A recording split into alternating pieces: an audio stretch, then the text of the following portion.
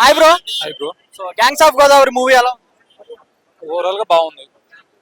అంటే విశ్వక్సేన్ గారి యాక్టింగ్ కొంచెం ఓవర్ అయినట్టు అన్న డైలాగులు కానీ ఏదైనా అని చెప్తున్నారు. సో మీరు ఈ సినిమాకి ఆయనే న్యాయం చేస్తారు అనుకుంటాను. అందులో నుంచి మాస్ వచ్చేసి ఇక్కడ విశ్వక్సేన్ బాగా సెట్ అయిందండి. నేను సో అంజనీ గారు డామినేట్ చేశారు విశ్వక్సేన్ ఈ మూవీలో అని అంటున్నారు, ఏమంటారు? కొంచెం అనుకుంటా నేహా శెట్టి గారి యాక్టింగ్ బాగుంది, చాలా బాగుంది ఓవరాల్. మూవీలో ఎక్కువ మీకు నచ్చిన సీన్స్ ఏంటి? నాకు ఫైట్స్ బాగా నచ్చింది, మాస్. సో లాస్ట్ సినిమా కామి ఫ్లాప్ అయింది, ఈ మూవీ అని హిట్ అయిద్దా లేదా? చూడొచ్చు, ఒకసారి చూడొచ్చు. నాకు నచ్చింది ఫైట్స్ అండి, ఫైట్స్. సాంగ్స్ బాగున్నాయి. వన్ మోర్ అబౌట్ ఈ మూవీకి 5 రేటింగ్ ఎంత ఇస్తుంది? 5కి 3.5. చూసా గ్యాంగ్స్ ఆఫ్ గోదావరి చూసా, ఎలా ఉంది movie? అర్థమైందా? ఇంతకు ముందు ఫస్ట్ టైం వేరే హీరో అన్నారు, ఒకవేళ ఆ హీరో ఉంటే మటుకు నాకు తెలియదు కానీ విశ్వక్సేనే అదిలా సినిమా చేశాడు. బా గిచ్చి పడేశాడు, ఇట్లా గిచ్చి పడేశాడు. అసలు నేను అనుకున్నా తెలంగాణ స్లాంగ్ సూపర్ అనుకున్నా, కానీ తెలుగు రాష్ట్రాల్లో ఏ స్లాంగ్ అయినా గిచ్చి పడేస్తాడు. విషయాన్ని తిప్పడం ఇది కొత్త స్టైల్ 2020. బాక్స్ ఆఫ్ పీస్ కా దాస్, బాక్స్ ఆఫ్ పీస్ కా దాస్. అర్థమైందా? ఆయన పేరు బాక్స్ ఆఫ్ పీస్ కా దాస్. నేను టైటిల్ ఇస్తున్నా యాజ్ ఎ రివ్యూవర్ గా, నేను విశ్వక్సేన్ కి ఒక టైటిల్ ఇస్తున్నా, బాక్స్ ఆఫ్ పీస్ కా దాస్. అబ్బా అంజలి క్యా మాల్, ఏముంటుంది తెలుసా అంజలి? ఏసీలో ఇట్లా వేడి వేడి పుట్టించేసింది అంజలి. సో సో ప్రతిసారి వస్తున్నామా, గ్యాప్ ఇస్తావా చెప్పడానికి?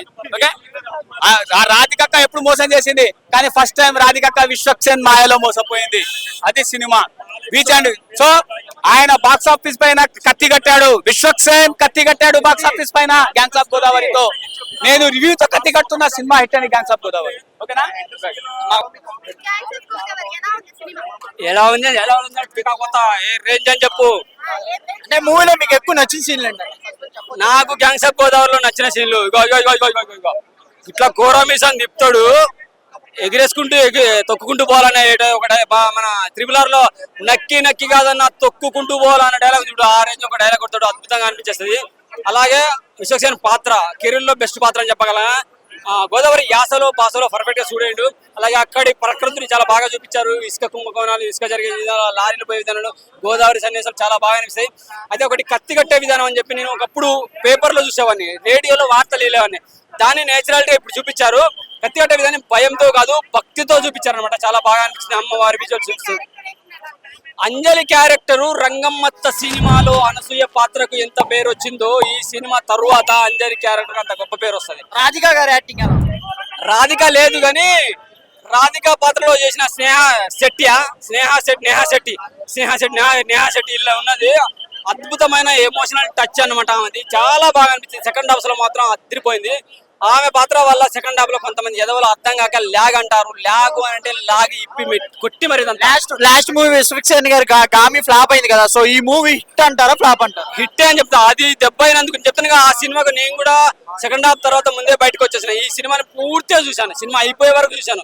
చాలా బాగా అనిపించింది. యాసలో భాషలో గోదావరి యాసలో సూపర్ గా సెట్ అయ్యాడు. బీజం బాగా అనిపించింది. 2 ఎమ్మెల్యే గ్రూపుల మధ్య వచ్చే సన్నివేశాలు బాగున్నాయి. కత్తి కట్టే విధానం భయం భక్తి కలిపి చూపించారు. సూపర్ అంటే సూపర్ పడ్డది. నాకైతే చాలా బాగా నచ్చింది. Thank you.